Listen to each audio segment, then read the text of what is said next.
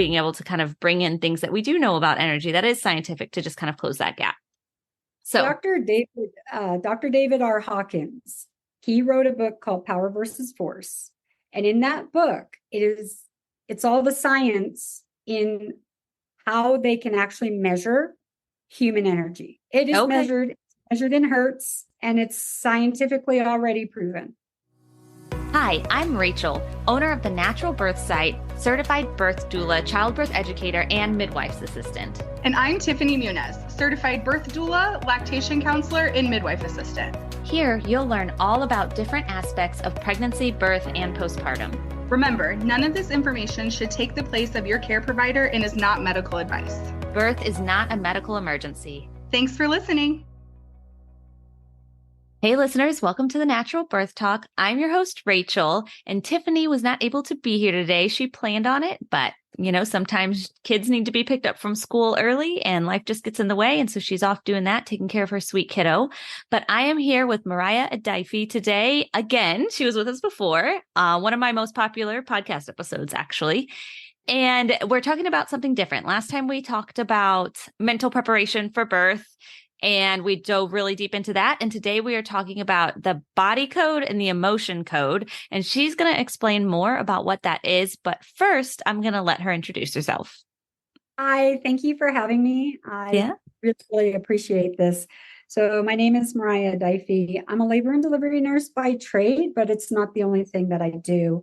I've really dove into the world of body work. And through that physical form, I was led to energy work. And this is what I found helpful with what I do. When I am doing body work. Sometimes I don't get the results that I wanted. And I used to really question this, but when I got introduced to the emotion code, I looked it up and I saw the advanced level of the body code. And I thought, well, I do body work, so I really should know this body code. And that's how I started. And the first thing you have to do is train under the emotion code. So I trained under the emotion code. I got my certification, and then I moved up to the body code. And that's how I ended up here today. Awesome. So you did a session with me a few weeks ago, and it's usually multiple sessions most of the time, right? Yes. There's some things that will be released in one session. You'll notice a change or a lightness, or maybe the pain's not there anymore. It's not always about pain, though. It can be emotional connections. So each person responds differently, and some need more sessions because there's layering that happens over the course of our lifetime. And one session, the subconscious is what guides me, your subconscious specifically. It guides me. And that is the dictator when you're going to stop. And so I use a form of muscle testing to do this work, but I don't keep going when the subconscious says we're done. But that doesn't mean you're done. It means today we're done. Now we need to process. And then we got to come back in a few days to continue the process. And that's how it works for some people. Yeah. So after my first session, I feel like I did sleep. Mine was mostly revolving around sleep. And I felt like for a few nights, I did sleep a lot better. And then I haven't had another session yet. And so I'm excited to see what our next session is able to do. But I think really before we dive too deep into how that all works, we maybe should do a little bit more on describing what body code and emotion code is, because I think this is a very new topic and a very maybe weird topic for some of our listeners. Yes. And I do have notes. So perfect. Keep me very much on track. Now, what I find if you do, quote, a Google search, you're going to find more about emotion code. Emotion code just seems to be described a lot more clearly. And so the emotion code, a very simple method of releasing negative trapped emotions. Now, the method that I use as the practitioner is called muscle testing or applied kinesiology. In applied kinesiology, The recipient must first be open to the help. And then the subconscious will connect with me, and I muscle test through yes or no questions. So the subconscious, why it's so powerful is because this is our it's part of our mind. It's our emotional and feeling mind. Mm-hmm. And it remembers everything from conception to this very moment. It remembers everything. And some feelings that pass through us stick, and they don't really come and go the way feelings are meant to shift through us. We all feel something every day, no matter how minor of the incidents. It could be where you see like just a little baby bird and you go, oh, that's so cute. That's a feeling, right? Mm-hmm. But it passes through. It may stay, it may not. Well, we also do that with some negative feelings. And some of the negative feelings, they may not necessarily be super deep. They may, or super painful. They're just like, maybe somebody hurt your feelings real quick and it's stuck inside of you that you didn't even realize was there. Say you were 5 years old and you fell off your bike and your friends laughed at you. You might hold that inside of you. Mm-hmm. It may not have, the embarrassment or even the shame. You might feel the shame. You could be just, oh, I was so embarrassed I fell off my bike and all my other friends could ride their bike, and you think you shake it off, but you don't.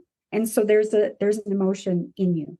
And then you go on about your life, and more little emotions like that start piling up inside of you.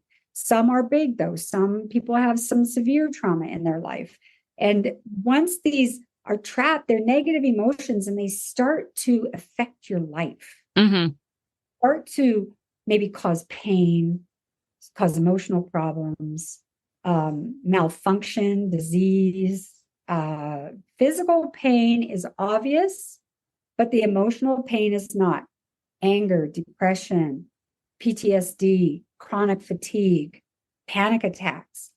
Those are emotions that many don't understand that have come from things negative emotions they have not released. Mm-hmm. So what's beautiful about the emotion code is we find these hidden trapped emotions that maybe happened in your youth or happened yesterday, but we actually don't need to know unless your subconscious says, I'd like to decode it further because I asked that specific question. I'll ask the question with the emotion code. First would be, is there a trapped emotion causing, and it's what we're working on. Say perhaps you have back pain, causing the back pain.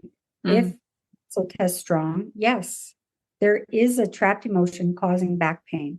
Then I go through 60 emotions. It's on a card, and it's process of elimination to find a specific emotion. And once I find that emotion, say the emotion is anger, I'll say, do we need to decode it any further? If the answer is yes, by muscle testing strong, the only questions I ask are, do we need to know the age? Was it a life event? Not Mm-hmm. life event, just was it a life event? And was it inherited? Because we can inherit emotions that we Mm-hmm. carry. And a lot of times when we're carrying inherited emotions, those are emotions that confuse us. Why do I feel this way? It's not really me, but I just always do. So sometimes we're carrying generational emotions. And so it'll differentiate. And then once we discover what it is, then we release it through a technique of magnet energy. And I use a magnet. And we have meridians all over our body, and one specific meridian is called a governing meridian. And the governing meridian runs from your forehead down over the back of your head, all the way down to your tailbone. But I can just actually swipe over my head, and that's good enough. So I do these sessions virtually most of the time, or I could even not be with you on a call. I can do it by proxy, or I can do it in person. Mm-hmm. It's beautiful. You don't have to be in the same country for me to do this work and for it to be effective, just because it's based on energy. And when we think about energy medicine is not a new concept. Right. Energy medicine has always been around, but it got squished under Western thinking. Right. And a lot of people are not finding relief anymore. So they start going back to energy practitioners.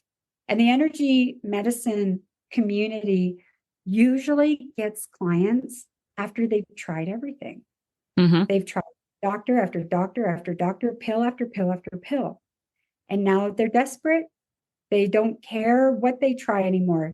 I'll try anything. That's a comment I get a lot. And what I really love about emotion code is that I don't have to pick into your personal life. I just, those 3 questions, is it a life event? That's it. Yes or no?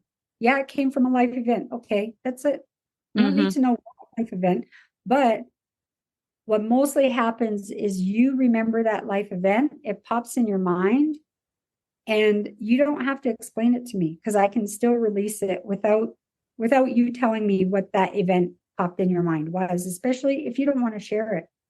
You can still remain private, yet still get the benefit of the energy release. So releasing the trapped negative emotions can help imbalances and that allow your body to heal. So imagine you've created the energies are like balls of energy, and they're squishing through your tissue. And even in body work, we can release traumas. Like that's very common. So the issues are in your tissues is what we say in the body working world. That's really cute. But the idea that maybe I cannot reach those tissues with my fingers and hands, but I can reach them energetically. And then as we release, it does leave a bit of a space. Now think about maybe if you get your wisdom tooth removed, you've got a pocket of space in your mouth for a while. And then it actually kind of closes up. But the energy balls are kind of the same way. You release them, they do leave space in your body. So we need a couple days to let the body realign, process, and then we can move on to other sessions. Because when you think about, imagine there's a diamond underneath a pile of clothes. You have to take the clothes off. You have to, pick them off until you reach the diamond at the bottom. And that's how releasing the energy. You'll get these superficial feelings because those deeper, more stuck ones can be very hidden. But as you take each layer off, that hidden deep emotion that's the real cause of what's happening starts to show up. And so everybody processes very differently. After I completed the emotion code, so that was only emotions. So before you go into body code, there are just a couple little things I wanted to add. 2 things. So I did an episode early on in the podcast that was a lot of similar stuff. This one was specifically about generational trauma, but it was a lot of talk about energy work. And I brought up something that I just love to bring up, and that's sharks, because I love sharks. And I think a lot of people, I brought it up for this reason. So a lot of people hear the word energy work and they're like, that's not real. That's not a thing, or they get kind of freaked out by it. And like you said, it's been around for so long, for centuries and longer probably. And it just kind of got squashed under Western medicine. But when we talk about energy, I like to bring up the fact that from a scientific standpoint, we fully understand that all living things have an energy source and an energy field. They all have it. And so I tie that into sharks because I like sharks. And sharks have this like almost like a sixth sense. And they've got these pores all over, especially like hammerhead sharks. That's the one that it's often talked about in. And they're called ampullae of Lorenzini. And what they do is there are these like little gel-filled pores that detect the energy of the creatures in the sand so that when they go to dig, they can find their food. That is completely scientific. I learned it off of Shark Week. They talk about it all the time. So if we can understand that sharks have this ability to sense energy from living animals, I don't think it's that far of a leap for us to be able to then realize that not just animals, but humans have energy fields that we can work with as well. And so I just feel like that sometimes can close the gap for some people where they're like, energy work, it's not scientific, or energy work isn't real. But then, being able to kind of bring in things that we do know about energy that is scientific to just kind of close that gap. So Dr. David R. Hawkins, he wrote a book called Power versus Force. And in that book, it's all the science in how they can actually measure human energy. It is measured in hertz, and it's scientifically already proven.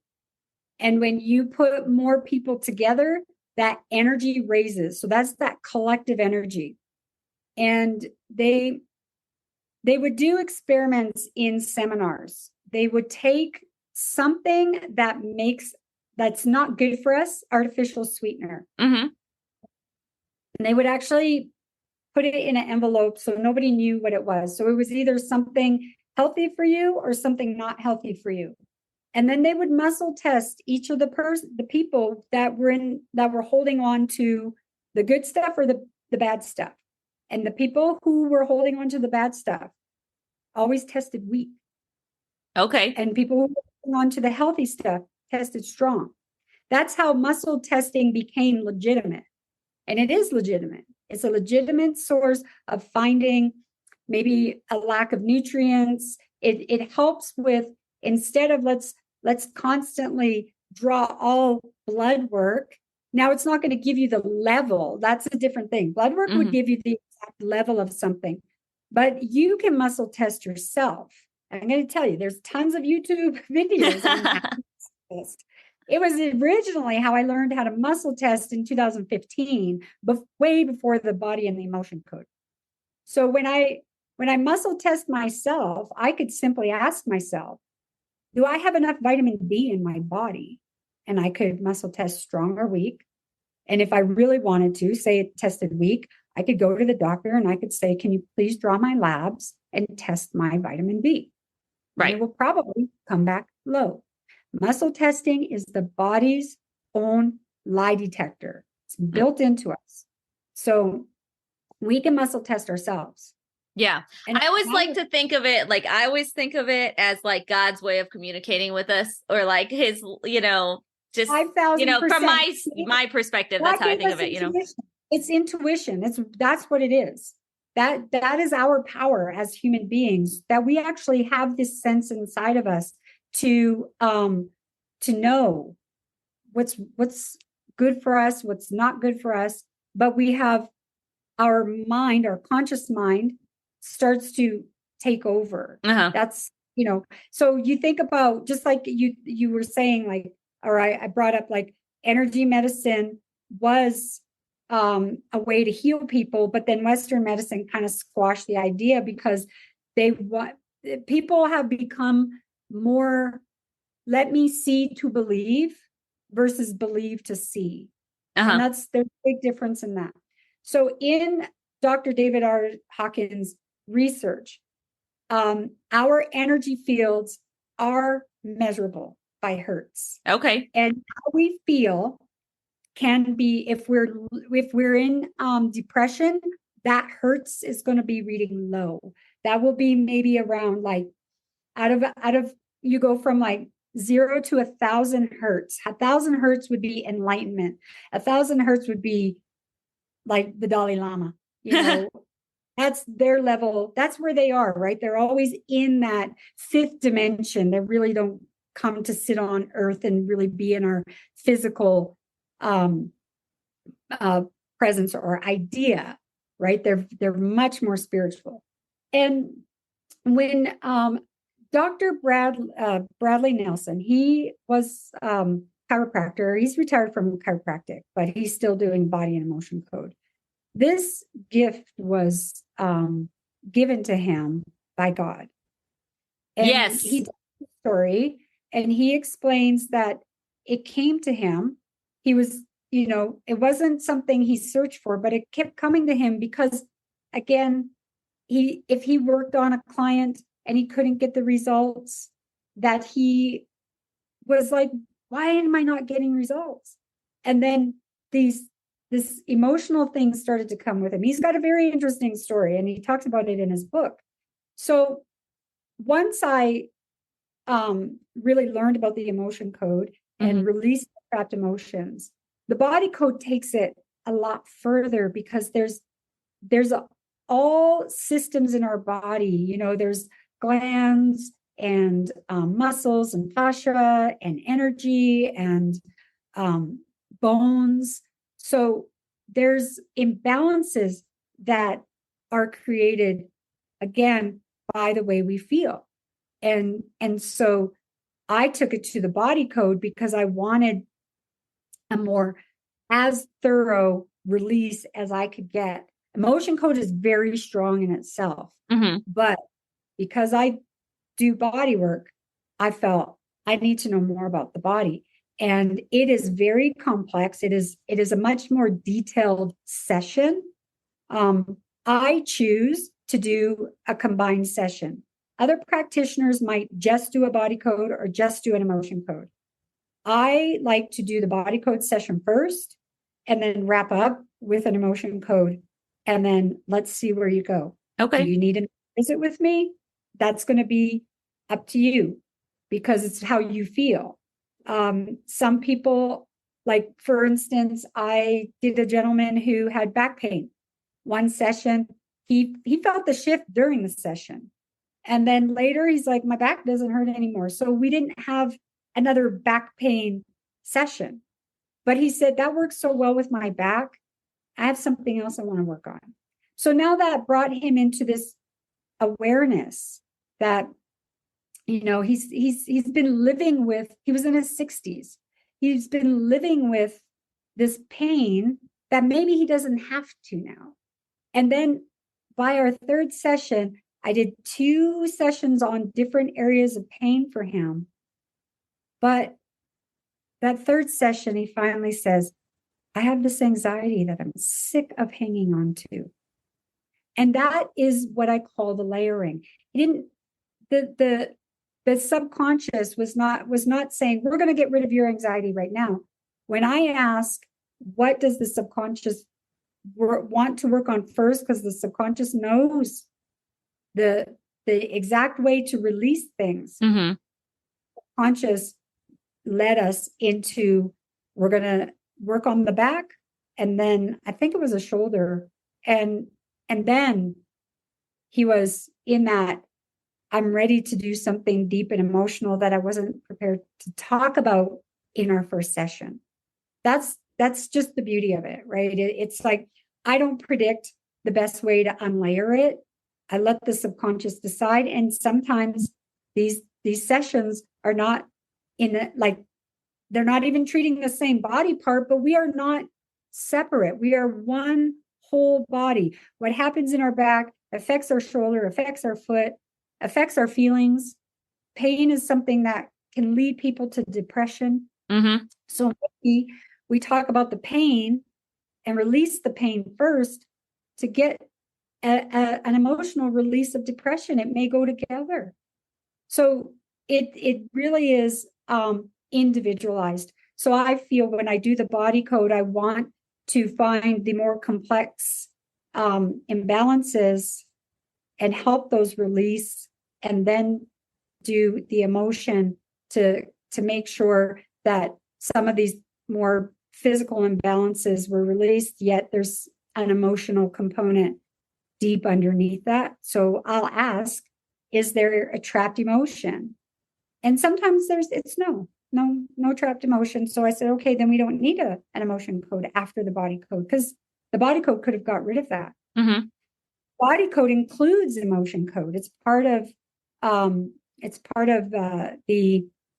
we have an application that we use that we track everything and to follow, is it circuit or system, is it skeletal, and as it goes yes no, it may go into emotion. Our organs hold emotions. It's well known. Mm-hmm. For example, the lungs, they hold all the grief. If you have lung issues, you probably are holding on to grief, some type of grief. That's where it lives. Okay. Fear in your kidneys. So you may have kidney issues because there's fear or anger. That's where they get trapped. That is the energy. That is where you go more into Chinese medicine. That's where you'll find that. But they still get released in emotion code, because the emotions, they'll say, if you go into a kidney, it says emotions that are connected to the kidneys, and it gives a list of what we hold in our kidneys as far as negative emotions. And that's from Chinese medicine. And I think, at a much more basic level, I think it's easy for people to understand, like, when you feel stressed, when you feel a lot of heavy emotions, what do we often tend to do? We tend to like hold this tightness in our body, right? Like, like a lot of people, and this is like just, a very kind of more basic, like, way to connect to people on this. But like, when you feel stressed, your shoulders are like at your ears, right? Like so many of us just hold our shoulders like really, really high, or say, I hold my tension in my shoulders, or, other people, when they feel really stressed, they may like get a rash, or they may like, get something. And I think, there's a lot more to this than that, but at a very basic level, it makes sense that our emotions affect our body physically. Like most of the people that come to me, like I said, they're just at their last resort. Mm-hmm. So the last resort is kind of like, just here's what I got. And then when I'm releasing it, they don't understand what I'm doing. To be like, in the beginning, they don't understand. They just kind of feel like I don't have anywhere else to go. I've tried everything. So, and they may have even stopped trying everything, but then they heard about me. So they said, yeah, let me give it a try. Mm-hmm. And they don't really understand. But as I work with them, I understand that many people don't understand this work, because I've been there. I didn't always understand energy. It's taking me years to understand it. Mm-hmm. So I don't expect people to come to me going, I know exactly what you do. I usually expect them to say, I don't know what you're doing, but I thought I'd give it a try. So as I go through the session, I always make sure that I'm helping them understand with each release. And each release, I actually have a description of it. So I make a document for you to reflect back on later, to read through it, to say, I understand that. In the session itself, it's kind of going by pretty quickly, so you might not really remember everything. And I really like my clients to feel they understand what we've just done. So I do talk about it during the session, but I also send you session notes, so that if you want to read back to say, what exactly did we do again? Because this is so new to me, then you've got that. And then I'm always accessible for questions. You could always email me, message me, or whichever communication style we're using to answer questions, because I want people to understand what this is, how it works, so that if there's more they need to help themselves with, they've got another modality.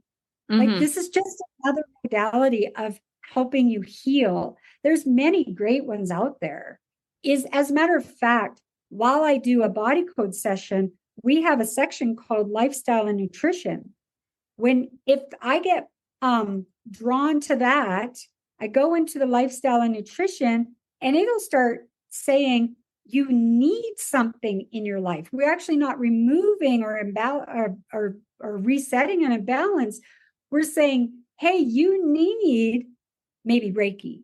You need maybe a certain essential oil, or didn't you need a spice or something? Or I needed dill, which I've incorporated twice since then. So I should probably be a little bit better about that. But it's really, so it's like, let's put back in a nutrient that's missing, or a therapy that we need. The body is calling for it. Like, I've had some people be needing fascia therapy, not just the energy stuff, but the physical stuff. And the Reiki has come up, and essential oils have come up for some.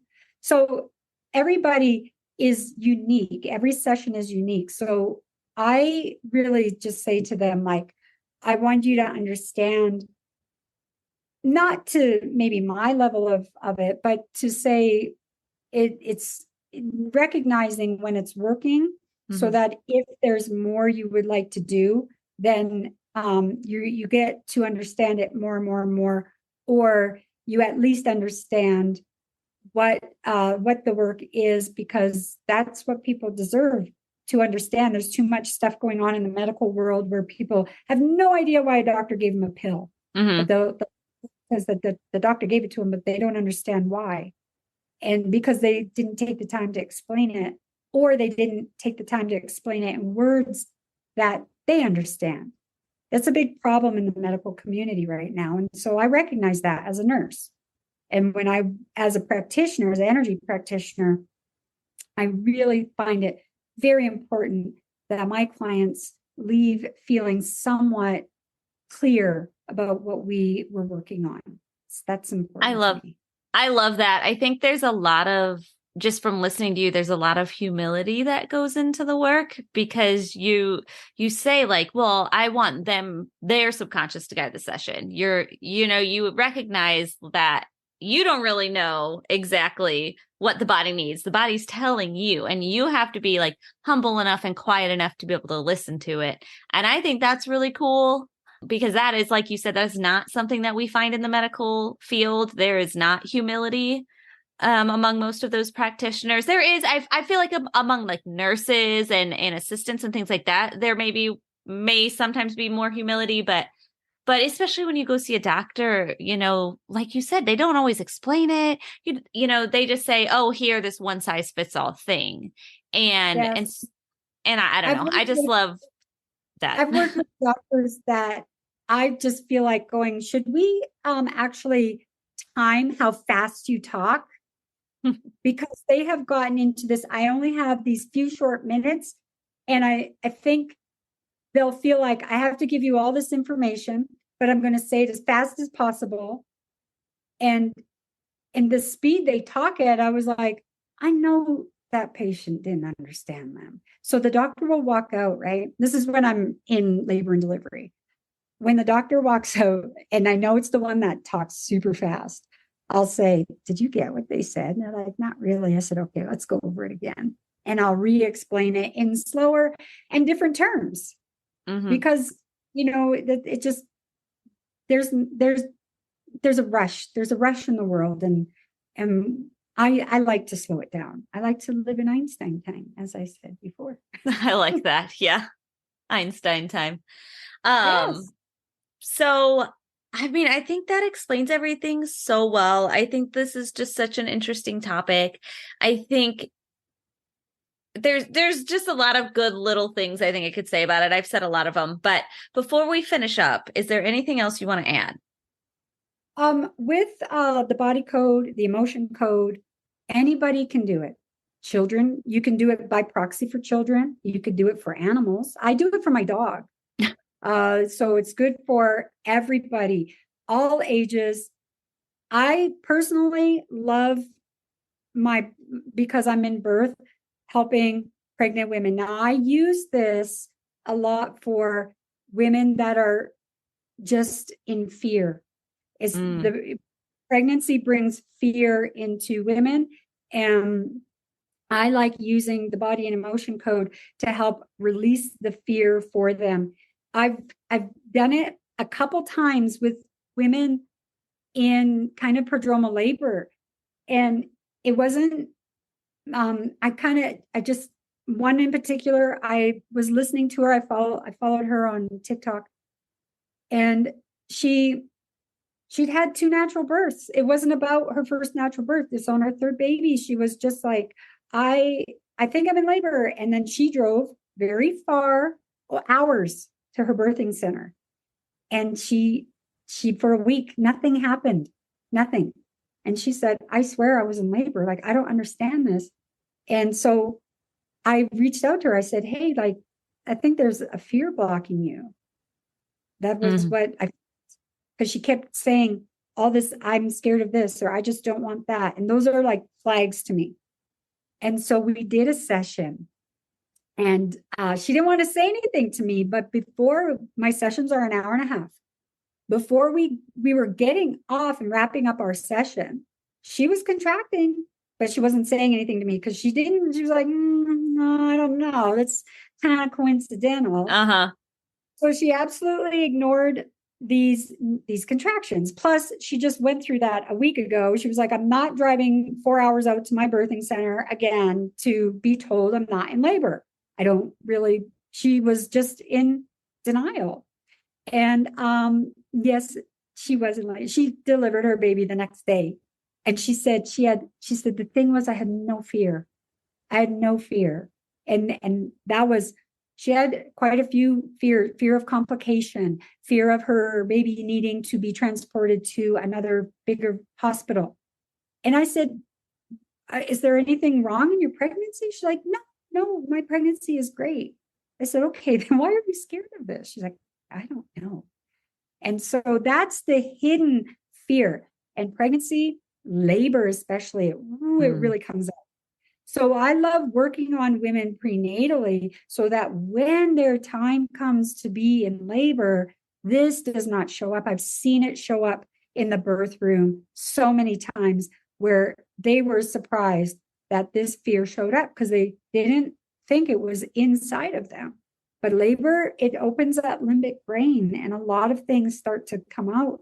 And when we're not tapped into ourselves very well or very closely, we just ignore these feelings, but birth will bring it out.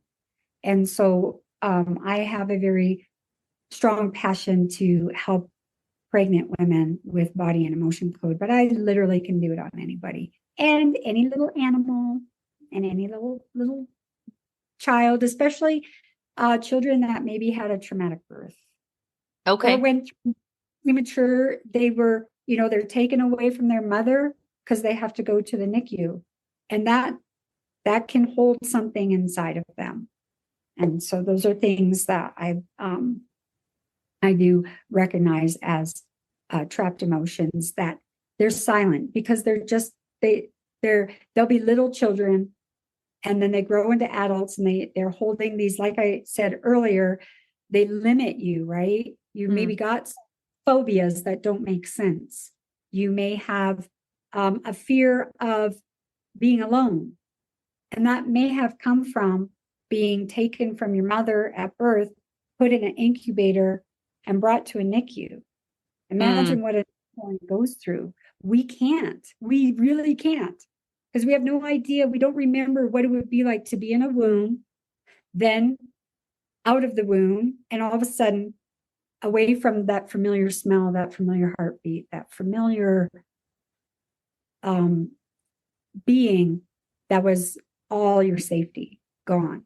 That can cause some internal ideas, paradigms. Beliefs.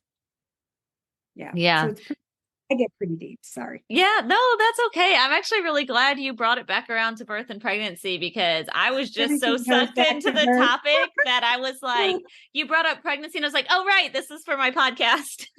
Yeah. No, it's about that kind of stuff. Yeah, I really, yeah, you know why? Because I looked at that and I saw it was 35 minutes. I said, time to do the transition into birth. But I do love doing it for birth. I absolutely feel women deserve empowerment, and this is another way to empower. There's so many ways to empower women in birth, and this is one of the ones I like using.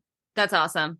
Awesome. All right, listeners, I will put Marya's info in the description below. So definitely check it out. You can email her with questions or set up a session with her. She's got other options too, you know, a big whole program about mentally preparing for birth that goes really in depth.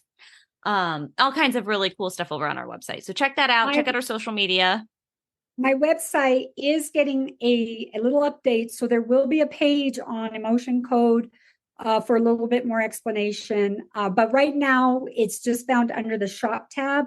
So if you have questions, just send me an email, but soon there will be a page on my website. So you can go right to emotion code.